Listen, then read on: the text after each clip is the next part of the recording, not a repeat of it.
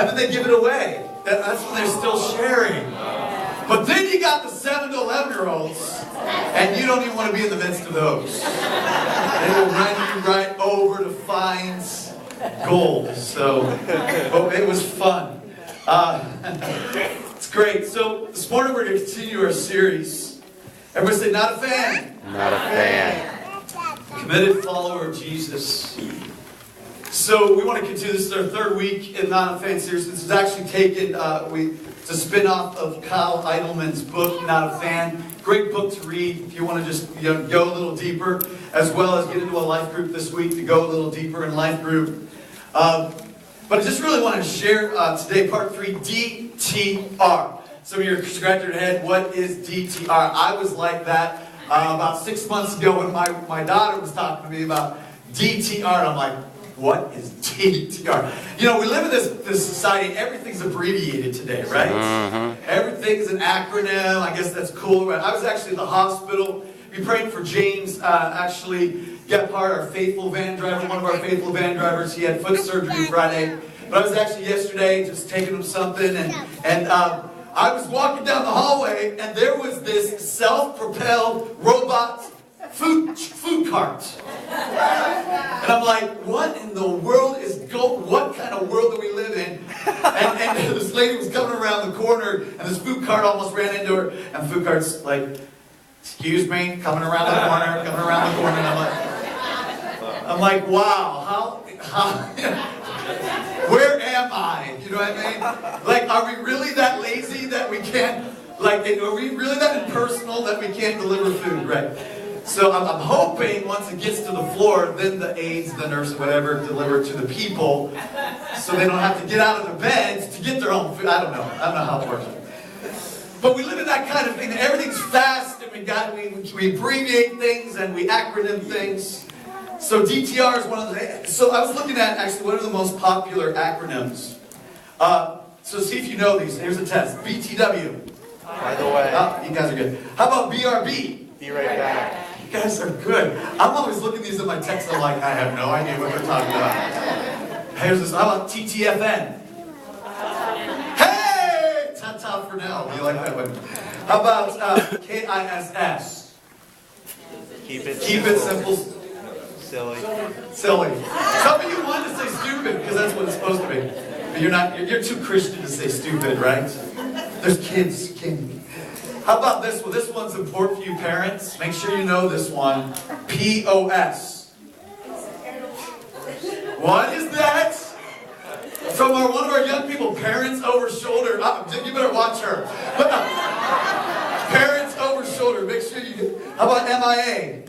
Missing it. LOL. Here's one. LYLAB. I'm glad you don't know one. That's a good one. Like if you want to make sure a guy knows exactly what you think about them and nothing more, love you like a brother. But guys, we got one too. We got LYLAS, love you like a sister. So don't think there's anything more coming between us because you're just my sister in Jesus. Amen. How about this one? ROFL. Roll on the floor. Rolling on floor laughing. Yeah. Go ahead, you can practice rolling on floor laughing. What is DTR? DTR means define a relationship. Define a relationship. So, you know, when we were in the dating time, and my wife and I, we just were like, well, you know, let's just talk about where we're at. But now they actually have an acronym for it. They say we have to have the DTR. Well, so let's look at it from Jesus' perspective. We're going to have a DTR with Jesus this morning. Is that okay? Amen. We're going to define what that relationship looks like through God's Word this morning. Open your Bibles to Matthew 7. You can look on the screen with me. Matthew chapter 7, verse 13. Matthew 7, verse 13. Jesus said this as he was standing on the Sermon on the Mount. This was actually the sermon, part of the Sermon on the Mount where there was thousands and thousands of people there right on that mountain. I actually got to stand on that mountain when I was in Israel. I actually got to preach a message from the mountain. It was amazing. Be where Jesus actually walked and spoke. But in Matthew 7. This was his church growth message. Enter by the narrow gate. For wide is the gate and broad is the way that leads to destruction. And there are many who go in by it. Because narrow is the gate and difficult is the way which leads to life. And there are few who find it. Jump down to verse 21. Not everyone who says to me, Lord, Lord, shall enter the kingdom of heaven, but he who does the will of my Father in heaven. Many will say to me in that day, Lord, Lord, have we not prophesied in your name, cast out demons in your name, and done many wonders in your name? And then I will declare to them, I never knew you. Depart from me, you who practice lawlessness. Iniquity. Wow, so that's a feel-good message right there, right? That's one of those church growth messages. If I want to gather a crowd. Actually, so Jesus was gathering the crowd. He was healing the sick. He was feeding the hungry. He was ministering to the brokenness of people's hearts. But in the midst of all that, he said, hey, we got to talk about what this relationship looks like. And he began to share these words. And I just think it's really interesting that he uses these words, enter by the narrow gate. He didn't say, you know, like there's this big door and you can come on in and it's open for everybody. Yes, it is open for everybody, but how many of you know that Jesus he's invited us to come as we are, but he loves us enough to not allow us to stay as we are. Come on. Mm-hmm. Are you with me? Amen. And that's what he's talking about. This is not a message of condemnation. This is not a message to say, you know, you got to jump all through all these hoops to follow, to know Jesus. But it is a message to say that by His grace we have been saved. It's nothing I can do ever. It's nothing I can do on my own. It's what He did on the cross already for me. But when I put my faith there on that cross, everything in my life is completely changed. The cross becomes a crossroads in my life. I no longer walk down the same road, and now I have to make a turn and begin to walk where Jesus walked. Amen? I changed my way of walking. I changed my journey. I slow down and I look at am I really going the right way with my life? My wife always likes to tell the story, and I'll just tell it on me today since I had one. For those who didn't hear, but many of you probably get it right. I better get it right. She'll correct me if I don't. But we were driving, and many of you might have heard this already, but we were driving, actually wanting to go. I was visiting family in western Pennsylvania, and we wanted to come home east, Reading. And so we wanted to get on the turnpike. And as I got on the turnpike, I was sure that the sign said east, you know. And but apparently I took the sign and said west. But I was sure of it, and as we were driving further west, I was like, we were getting close to Pittsburgh, I was like, wait a minute, something's not right here. Like I think that sign was wrong back there. I was convinced, I was telling Tracy, that sign's wrong. And when I get to the toll booth up here, I'm going to tell them I'm not paying. Because somebody turned around the sign. I was so convinced that she goes, okay, whatever. So we get to the toll booth, and it was this Rambo-looking guy. Seriously, like this guy was pretty intimidating. And he just, I was like, hey, sir, excuse me. You know, the sign was wrong back there. And I actually meant to go east, but it was turned around, and so I came the wrong direction. And he's looking at me, he's like, you know, $5.50 or whatever. You just pay your toll. He didn't care. So I paid the toll. We turned around. We went back east. And as we're driving down the road, God has a sense of humor. Anybody notice that? Amen. There's a big old billboard. It wasn't a little sign anymore. It was a big old billboard, and it said, you could have been in Philadelphia by now.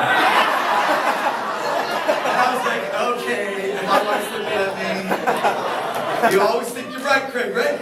So, we could have been in Philadelphia. And how many times that we think we're right, we're really wrong? Amen. We've said the prayer.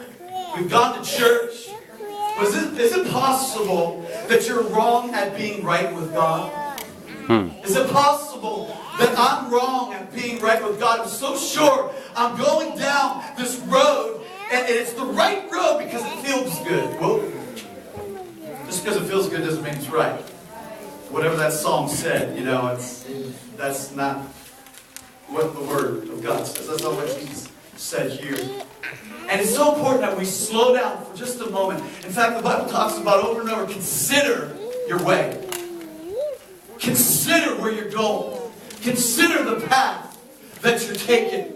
And do we slow down enough in our lives to really define the relationship with God and say, God, am I really going the path that you have for me?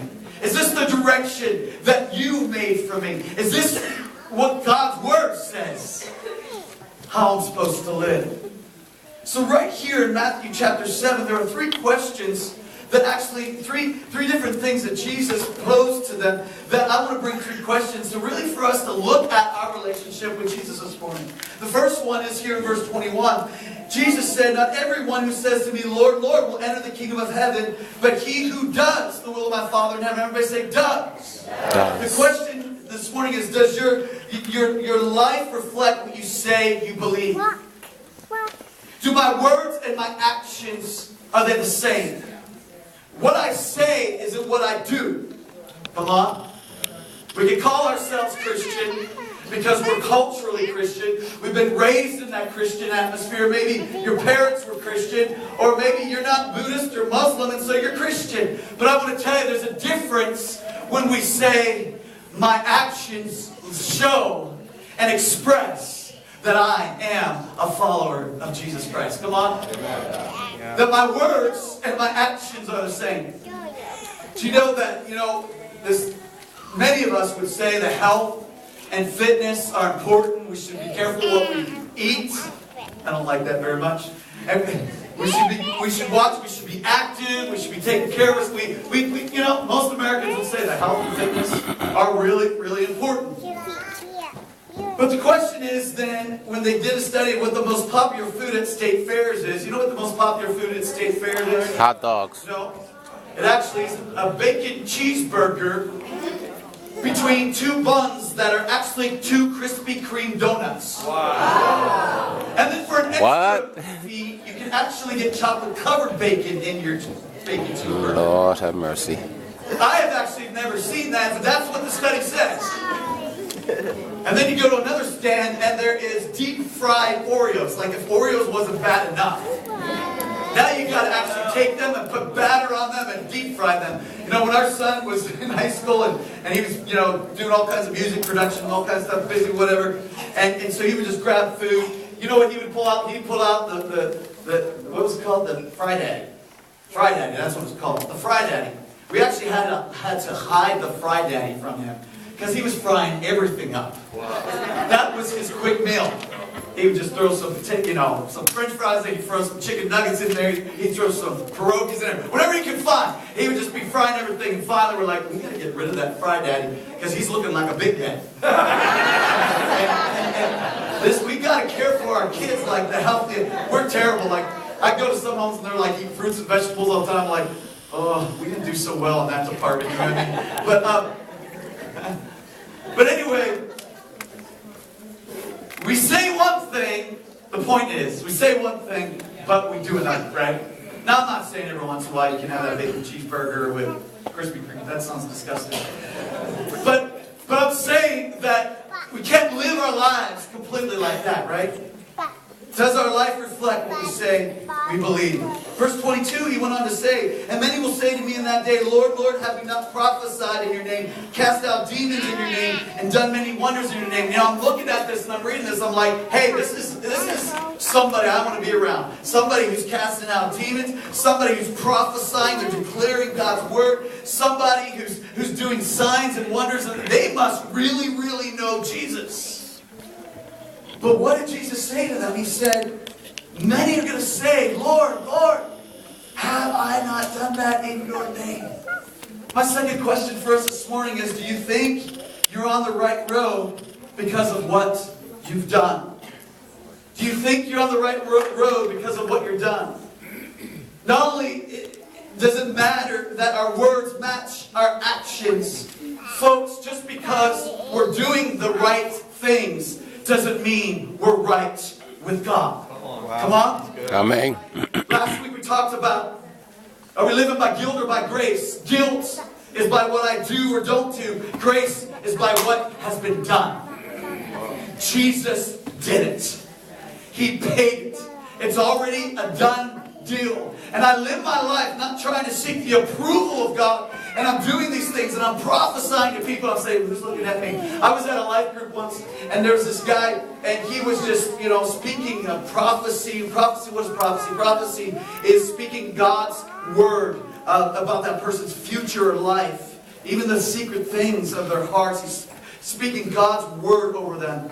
And this individual was speaking a word over this young woman in the group, and it was kind of a private word, like no one else probably. It was encouraging, it was strengthening, but it was a word about her personal life. But he didn't care who else was in the room, and he was just prophesying that over him. And I just kind of tapped him on his shoulder, and I was like, this is not about the prophecy. This is about that young lady that you just embarrassed in front of all these people. Come on. Sometimes we just want people to know how holy and religious we are. That's right. Look at us. Look what we can do. We're the spiritually elite. I want to tell you, Reading, Pennsylvania doesn't need the spiritual elite. Reading, Pennsylvania needs the real deal. We don't need to be, as we talked about, we don't need to be hypocrites that are putting on the mask, but we need to bring them down and say, I remember the day that I walked that same walk, but I want to tell you about a Jesus who took me on a different path, and He wants to take you in that same path. Amen. Don't forget where we've come from, beloved. Amen? That we're going around and saying, I can do this in God's name, and I can do this, and I know this many scriptures, but it's not going to make you right with God. You got to have a And I'll personal tell you, God relationship won't make with you God. right with your family either, because they'll just call you a Bible pounder, right? Bible thumper. Holier than thou, right? We're here to live it in front of other people. We're here to really be genuine in a place of saying, you know what? Jesus called me to lay my life down for you, even when you don't love me back. It's not about just the doing. In fact, I think so often we say, I'm doing this for God. I want us to erase that from our vocabulary. We don't do things for God, we do things with God. Let's make that adjustment. Because that's the life of Christ in me, shining through me. It's not about what I do for Him. It's what He does with me, through me. It's about relationship. And that's what he was going to in verse 23. He said, and then I will declare to them, I never what? Knew you. Knew you. Everybody say no? No. I never knew you. Depart from me, you who practice lawlessness. That word no is the same kind of no of intimacy between a husband and wife. It's that relationship that goes beyond just the surface kind of knowing about. It's really knowing somebody, living life with them together as one. And Jesus, that's the kind of relationship that He desires with us. And so the question for us this morning is, do I know Jesus? And does He know me? Amen? Jesus identifies, He defines this. What I say and what I do flows out of a relationship with Him. It flows out of a place of saying, yes, Jesus, I'm so in love with you. You know, it's like telling the husband and wife that they're going through their struggles of their marriage and trying to work things out in the marriage. And the husband saying to the wife, what do you want from me? Husband said, you ever said this? What do you want from me? I work so hard. I pay the bills. I even bought you a new Ferrari. Wow. Wouldn't that be nice? Buy your wife a Ferrari. What do you want from me? And the wife's looking at him and says, I just want you. Amen. I just want a relationship. I want to just sit down, and even if we have nothing to say, to spend time together. Until we have something to say. Until we have a heart to share and communicate with one another. Come on. Amen. It doesn't fly. In the same way in our relationship with Jesus, it's not about the doing. It's not about saying, God, what do you want from me? I do this, and I do this, and I do all this for you. But He's saying, I just want you. Do you know me? And I just want to know you. I want to be with you. You see, John 3:16, passage of Scripture that most of us know. If you know it, say it with me. For God so so loved the world, that he gave his only begotten